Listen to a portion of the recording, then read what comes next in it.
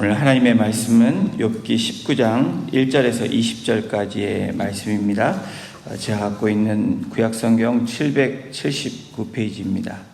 욥기 19장 1절에서 20절까지 조금 길지만 우리 같이 합독으로 우리 같이 말씀 올려드리도록 하겠습니다.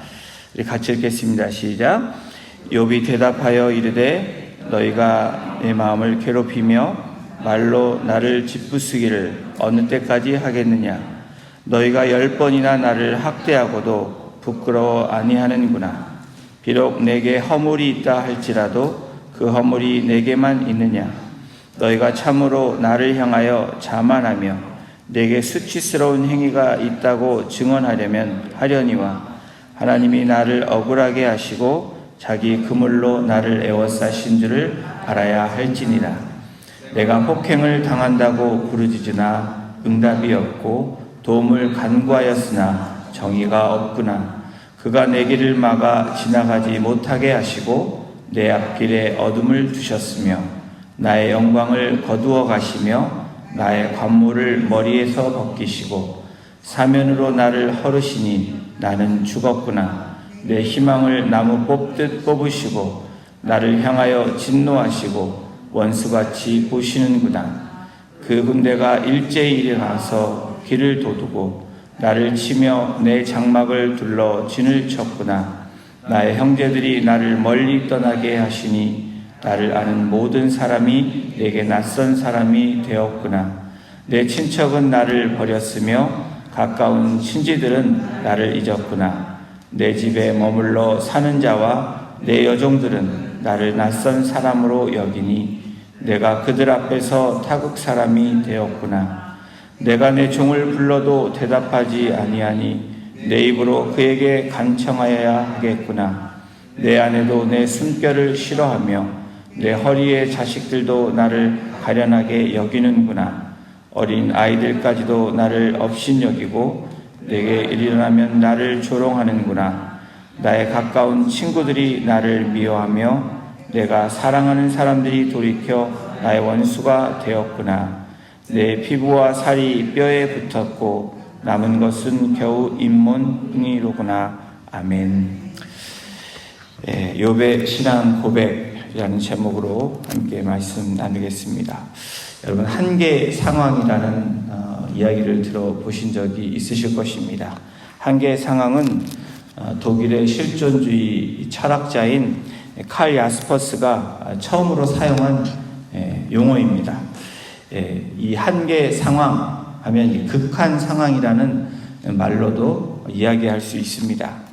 사람들이 살아가면서 변화시키거나 만들어가는 여러 가지 현실적 상황과 달리 변화시킬 수도 없고 피할 수도 없는 상황을 가리키는 용어를 한계 상황, 극한 상황이라고 이야기를 합니다. 저희가 욥기서를 계속해서 묵상하고 말씀을 나누고 있는데 욥기서의 욥은 여러 가지 현실적 상황과는 달리 변화시킬 수도 없고 피할 수도 없는 한계 상황, 극한 상황에 처해 있는 모습이 바로 욥의 상황이다라고 우리가 이야기할 수 있습니다. 욥기를 통해서 우리가 함께 경험할 수 있는 분명한 팩트는 하루아침에 모든 것을 잃어버린 욥을 우리가 생각해 볼 수 있습니다. 나름 하나님을 경외하며 하나님의 뜻대로 살아갔던 사람, 나름이 아니라 사실은 하나님도 인정한 동방의 의인 중에 의인이고 그리고 정직한 사람이라고 하나님이 평가할 만큼 그렇게 하나님 보시기에 의롭게 정직하게 살았던 사람이 바로 욥입니다. 그런데 어느 날 하루아침에 재산이 다 사라집니다. 재산이 사라지는 것까지 좋습니다. 그런데 사랑하는 자녀 10명도 갑자기 죽음을 당하게 됩니다. 그러나 욥은 하나님을 원망하지 않습니다. 그리고 이러한 소식을 들은 친구들이 찾아와서 위로를 합니다.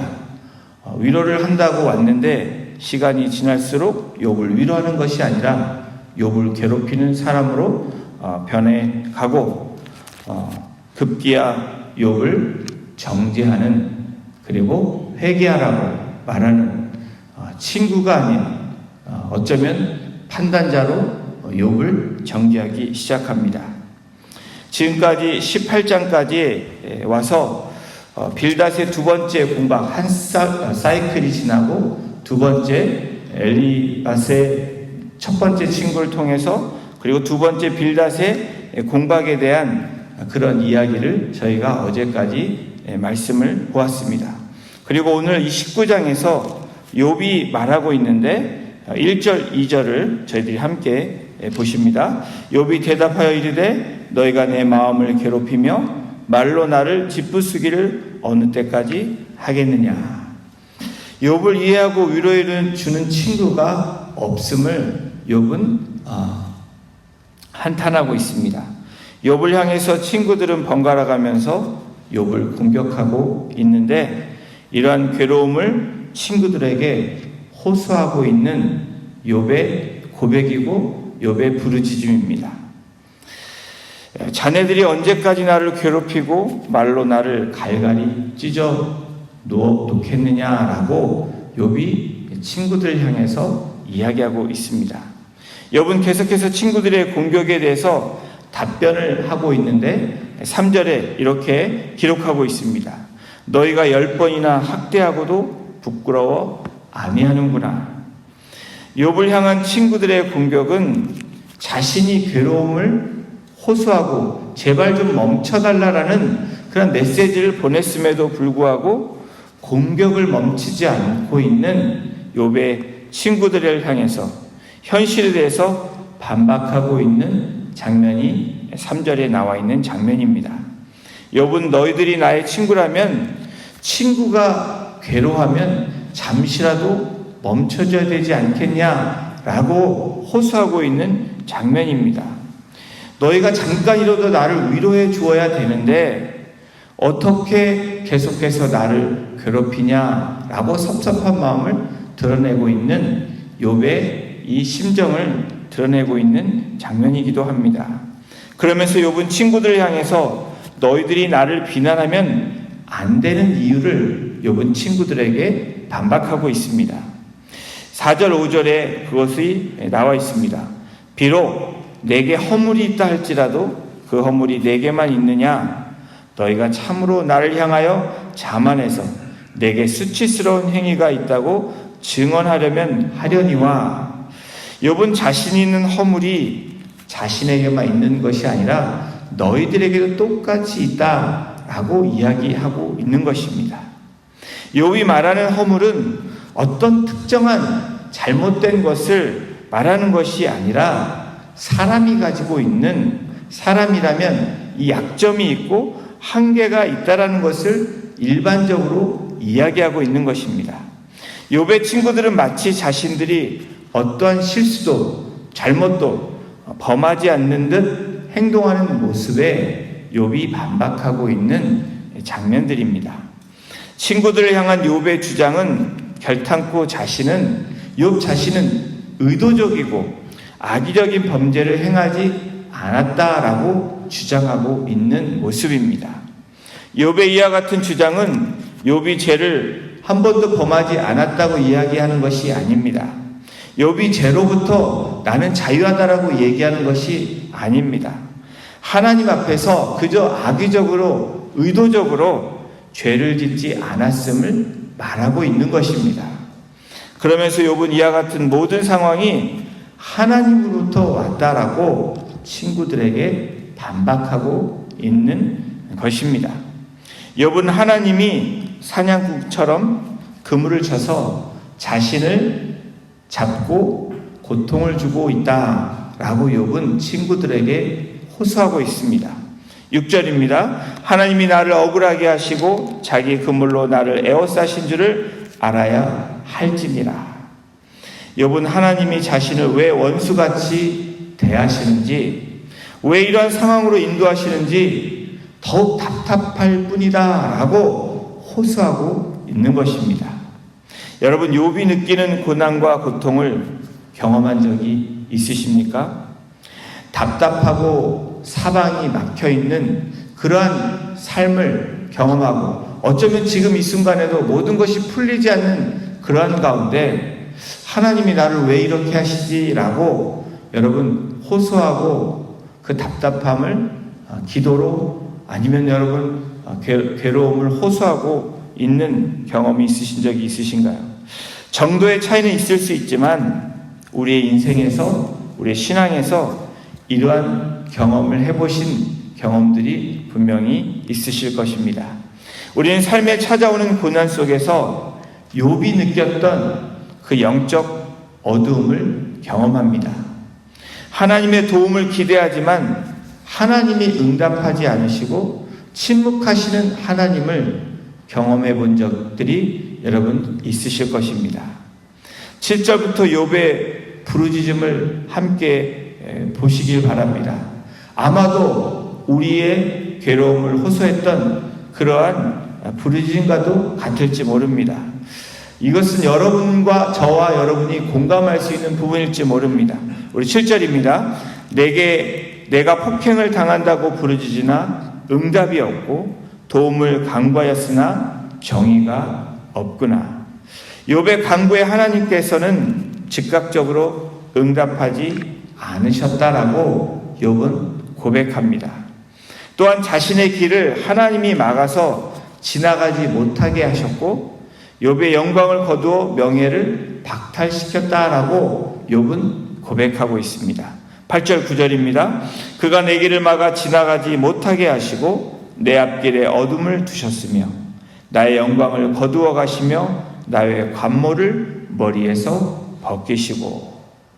계속해서 10절 12절에 욥이 부르짖고 있습니다.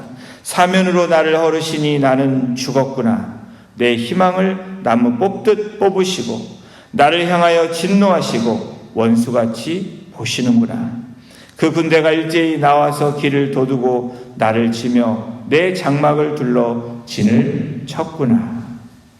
욥이 한계한 모습을 우리는 말씀을 통해서 발견할 수 있습니다. 욥의 부르짖음은, 욥의 호소는 그냥 호소가 아닙니다. 여러분, 갑자기 당한 욥의 모습, 그것까지 좋았습니다. 하나님께 원망하지 않았습니다. 그러나 점점 시간이 갈수록 한계 지점에 도달한 욥이 또 친구들을 통해서 계속해서 너의 죄 때문이라고, 너는 회개해야 된다라고 그렇게 판단하고 정죄하는 친구들을 통해서 욥은 결론을 낼 수밖에 없습니다. 사실 성급한 결론이라기보다는 욥의 입장에 생각해 볼 때, 저와 여러분들이 욥의 입장이라고 생각해 볼 때 여러분 성급한 모습이라고 저와 여러분들은 표현하기 어렵습니다.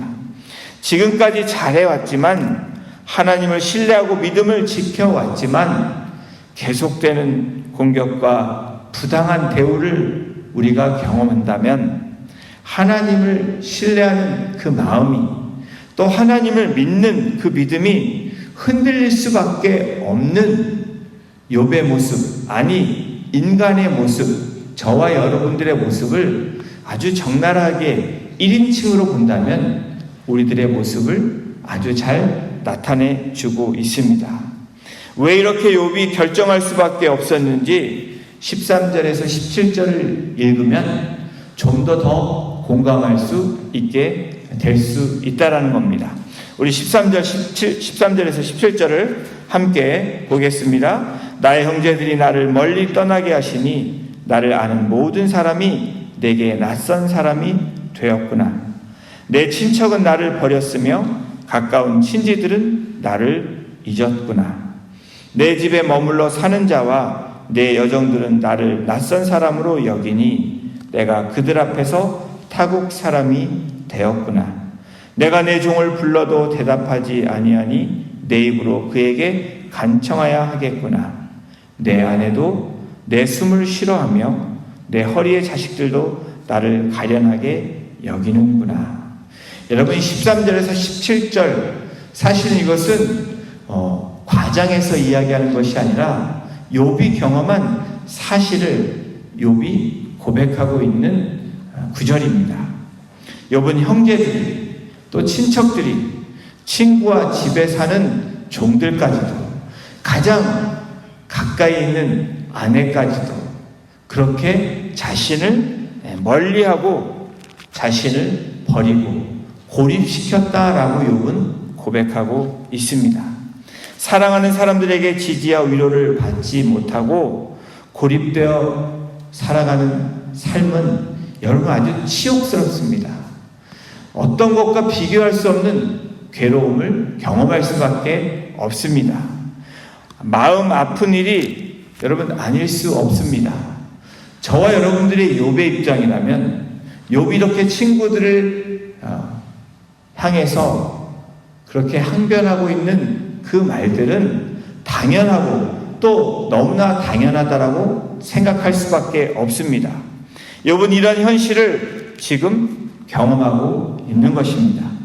욥은 정죄와 비판을 멈출 줄 모르고 공격하는 친구들과 자신이 신뢰하는 하나님마저 자신을 버리시고 고난을 가하시는 하나님을 향해서 탄식을 쏟아내고 있는 장면이 오늘 욥기 19장 바로 우리들에게 들려주고 있는 오늘 본문의 말씀입니다. 삶의 근본이 흔들리고 지금은 소망이 없는 자신의 처지에 한탄하고 있는 욥의 모습을 우리는 경험하고 있습니다. 아니 어쩌면 우리의 인생 가운데 욥처럼은 되지 못하지만 어쩌면 우리도 생각지 못한 일들을 경험하고 우리의 믿음을 지키고 살아가고 있음에도 불구하고 우리가 경험하고 있는 우리의 어려움들, 우리의 고난들, 경험들을 통해서 우리는 어쩌면 욥을 조금이나마 이해할 수 있을지 모릅니다. 우리 욥의 탄식하는 19절, 20절을 보십시오.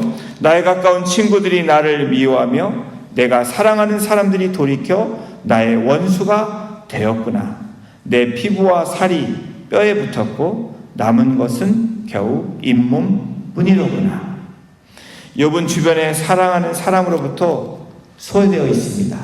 아니 혼자 고립되어 있는 욥의 아주 처절한 삶의 모습이 드러나 있습니다. 이제는 병으로 인해서 연약해진 육체밖에 없음을 욥은 고백하고 있습니다. 사랑하는 성도 여러분, 욥처럼 우리에게도 영혼의 어두운 시간이 찾아올 수 있습니다. 아니 찾아왔는지도 모릅니다. 하나님의 은혜와 사랑의 손길이 느껴지지 않는 그 고통스러움을 경험하고 있는지도 모릅니다. 우리 어떠한 모습으로 나아가야 되는지, 어떻게 되어져야 되는지 오늘 저희가 읽은 본문에는 나오지 않지만 그러한 상황 가운데서도 욥이 이렇게 19장을 마쳤다면 여러분 우리는 내일 본문을 읽지 못합니다. 그럼 내일 여러분들이 읽으면 내일 본문에 욥은 그렇게 마치지 않았다. 욥이 될 수 있는 가장 위대한 욥기를 이야기하고 있는데 바로 이 19장은 한계점에 이른 욥의 탄식에서 후반부에는 대속자를 기다리는 욥의 신앙의 모습으로 바뀝니다. 그래서 제목을 욥의 신앙 고백이라고 제목을 지었습니다. 우리 25절에서 27절을 함께 보십니다. 우리 25절에서 27절을 함께 합독하기를 원합니다. 우리 25절 27절입니다. 시작. 내가 알기에는 나의 대속자가 살아계시니 마침내 그가 땅 위에 서실 것이라. 내 가죽이 벗김을 당한 뒤에도 내가 육체밖에는 하나님을 보리라. 내가 그를 보리니 내 눈으로 그를 보기를 낯선 사람처럼 하지 않을 것이라. 내 마음이 초조하구나. 여러분 욥기서 19장은 욥기의 절정이라고 부르는 장이 바로 욥기서 19장입니다. 핸델의 메시아 이 3부가 바로 이 욥기 19장을 통해서 지어진 것이라고 전해지고 있습니다. 또한 요한 웨슬리의 동생인 찰스 웨슬리, 내 주는 살아계시고라는 이 찬양곡도 바로 욥기 19장을 통해서 고백되어진 찬양이라고 전해지고 있습니다. 욥은 친구들의 공격과 비난으로 가혹한 시련을 겪고 아픔이 있었습니다. 하나님께 불평을 했지만 하나님을 향한 믿음을 간직하고 있는 욥을 우리는 욥의 후반부를 통해서 발견할 수 있습니다. 욥은 살아계신 하나님을 전심으로 바라보았습니다.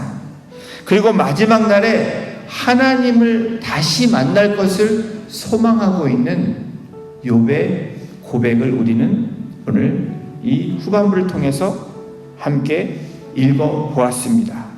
사랑하는 성도 여러분, 우리가 극한 상황에 처할지라도 그래서 하나님께 너무나 힘들어서 불평과 원망을 할지라도 여러분, 우리의 신앙이 거기서 끝나는 것이 아니라 바로 욥의 신앙 고백, 바로 25절에서 27절에 나오는 신앙 고백이 우리의 신앙 고백이 되어야 될 것입니다.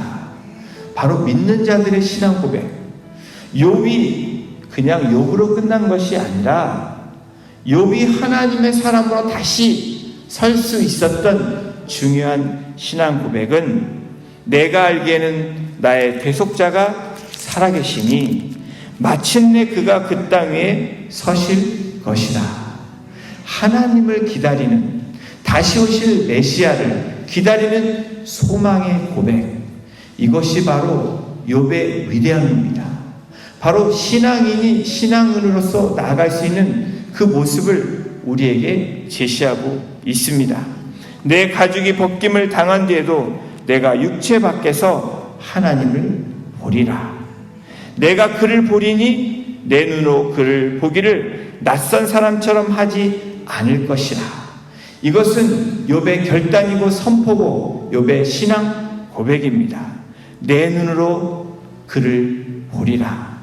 낯선 사람처럼 보는 것이 아니라 바로 내가 믿었던, 내가 기다렸던 그 하나님을 기다리고 고백하겠다라고 선포하고 있는 것입니다.